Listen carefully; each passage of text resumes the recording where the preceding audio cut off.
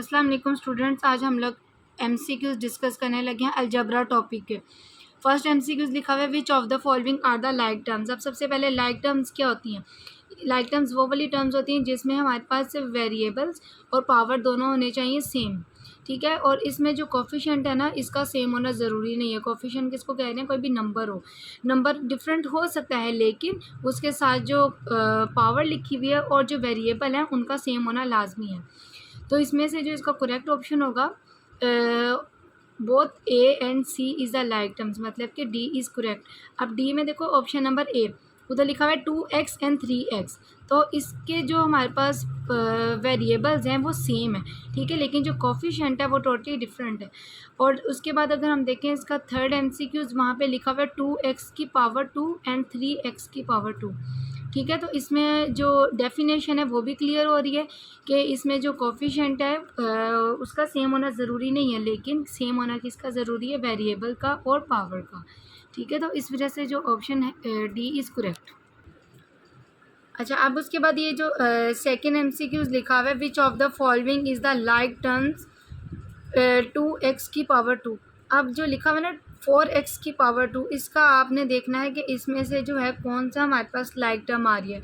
जो इसके साथ बिल्कुल सेम लाइक टर्म आ रही है वो आ रही है 5x की पावर 2, ठीक है। तो नंबर टोटली डिफरेंट है लेकिन इसमें जो पावर है और वेरिएबल है वो दोनों सेम है, ठीक है। तो ऑप्शन सी इज़ करेक्ट।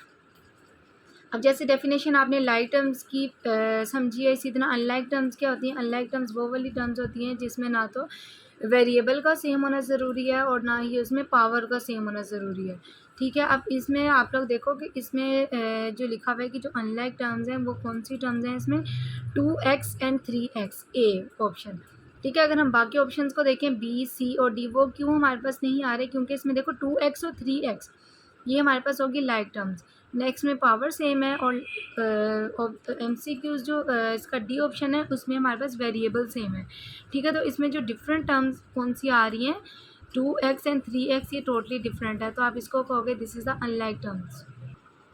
अब जैसे आपने एमसीक्यूज नंबर 3 में देखा ना कि हमारे पास लाइक टर्म्स कौन सी आ रही हैं, तो इसी तरह एमसीक्यूज 4 में लिखा हुआ है which of the following is an unlike term 2x की पावर 2। अब इसमें से देखना है कि हमारे पास जो है वो अनलाइक टर्म कौन सी आ रही है। हमारे पास आ रही है ऑप्शन नंबर डी, ठीक है। Both B and C is correct.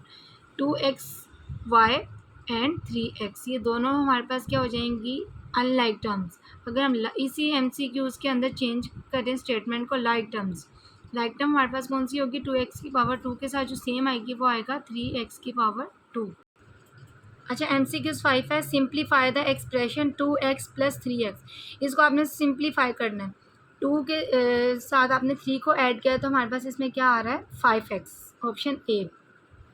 Next MCQs में भी आपने इसको सिंप्लीफाई करके देखना है कि एक्सप्रेशन दिया हुआ है 5x की पावर 2 प्लस 3x की पावर 2, ठीक है। अब इन दोनों को आपने सिंप्लीफाई किया, ऐड किया तो हमारे पास क्या आ रहा है 8x की power 2, B is correct.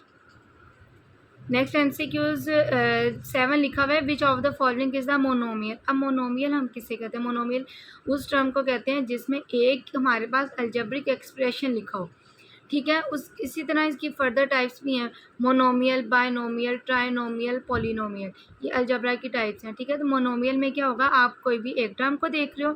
Binomial में क्या होता है, आप दो अलजेब्रिक एक्सप्रेशंस को देखते हो। ट्राइनोमियल में 3 अलजेब्रिक एक्सप्रेशंस को देखेंगे, लेकिन पॉलिनोमियल में आ जाती हैं मैनी अलजेब्रिक एक्सप्रेशंस, मतलब कि 3 या 3 से ज़्यादा जो भी टर्म्स होंगी उस टर्म को आप कहोगे दिस इज़ द पॉलिनोमियल। तो अगर हम एमसीक्यू 7 देखें विच of the following is the monomial, इसमें से हमारे पास जो है वो कौन सा मोनोमियल आ रहा है, option C 2x is the monomial. Next MCQs 8 लिखा हुआ है which of the following is the binomial. अब इसमें से आपने देखना है हमारे पास कौन सी इसमें बाइनोमियल टर्म आ रही है, तो इसमें से जो बाइनोमियल है वो है option A 2x plus 3 is the binomial. अगर हम ऑप्शन बी को देखें वो हमारे पास हो जाएगी मोनोमियल।